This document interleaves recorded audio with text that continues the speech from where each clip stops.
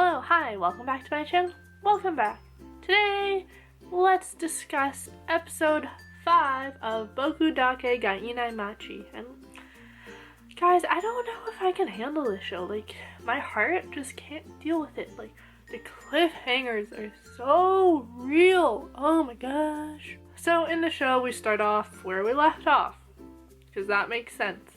And Satoru is still in the little kid's world, aka he's still young, and Hinazuki had not shown up yet, and she ended up not showing up to class that day. He actually ended up going to look for her, and he went to her house and no one was answering, and he even looked in the shed and no one, well, she wasn't there. And there actually is like a clip of, I think it's Hinazuki's mom and dad person, and I feel like Hinazuki, that was like her on the ground, but they're like, the dad was like, well, what are we gonna do? The dad or boyfriend or whatever is like, what are we gonna do? And I'm like, oh my god, just barge right in there. But Satoru did not do that, and neither did the police, and neither did anyone else. It turns out March 3rd, Hinazuki disappears. Satoru was so overwhelmed by like emotions and grief and whatnot that he ended up staying home for 2 days from school. And we also see his mom talking with one of her former co-workers. I guess he worked at the station, but they're talking about like the disappearances and stuff. And it turns out that another girl actually goes missing as well. At the school, they give the excuse / reason that Hinazuki actually ran away to live with her grandmother, which we know is not true. And Satoru kind of had to go along with it. We also see Hinazuki's mother throwing out the garbage, and Satoru sees in the garbage that there's mittens there, and he automatically kind of figures out that those are the mittens that Hinazuki was making for him. And he's running and screaming, and then bam! He's back in the present, where he is the wanted suspect for the murder of his mother. He ends up going to his manager's place, the manager from the pizza place, and that manager... no, he did not help him out. You're like, oh, that's so nice of him. Just kidding. He's selling him out to the cops. So of course he runs away and, oh, Katagiri. Oh, she's so cute. She went and picked him up. And she's like, you're an idiot and blah, blah, blah.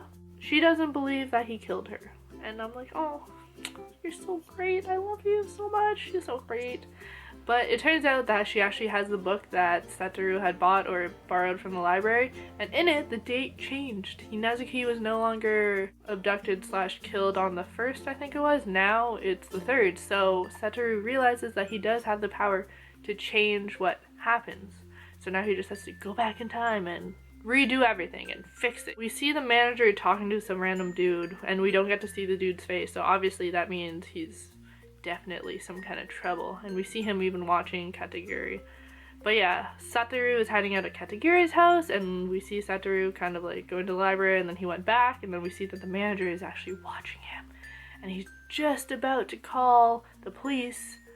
Oh, and previously before this, the manager had told Katagiri like, hey, like if you see Satoru, just tell me, like we're on the same side, we both want to help him.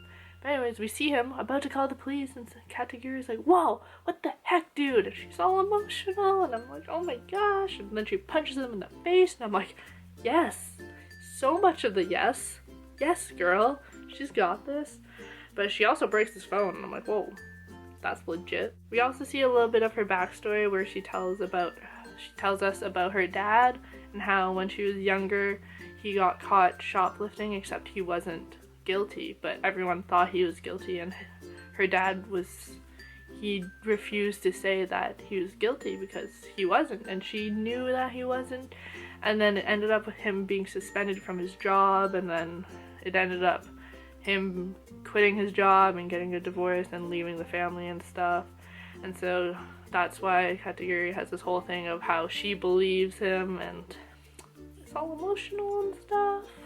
So at the end of the episode, they realize Satoru can't stay at her house, and then she goes back to go get some clothes, and then, oh my gosh, so she gets a text from the killer, and it's literally sent like chills down my body. Oh my god. And he's like, the killer's like, stay where you are or something, and she's like, oh, this can't be Satoru, because it says it's Satoru, but it's from Satoru's mom's phone, and we all know that the killer took that, and she's like, oh my god.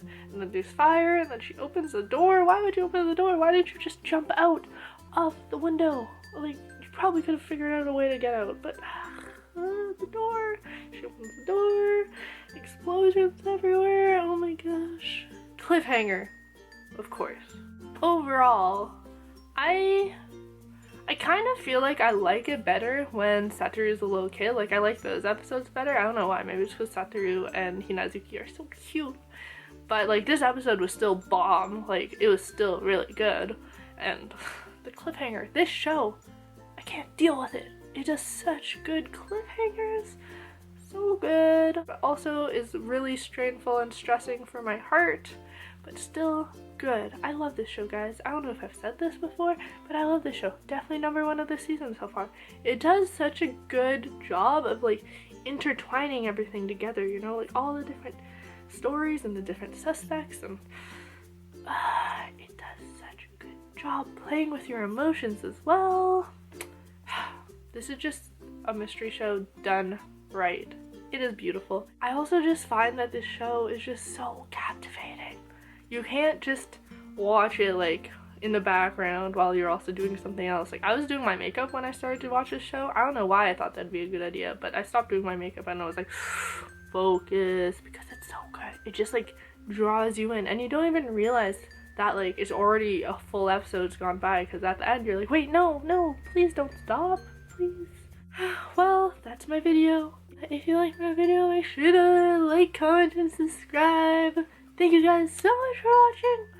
I make a bunch of videos a week, and bye!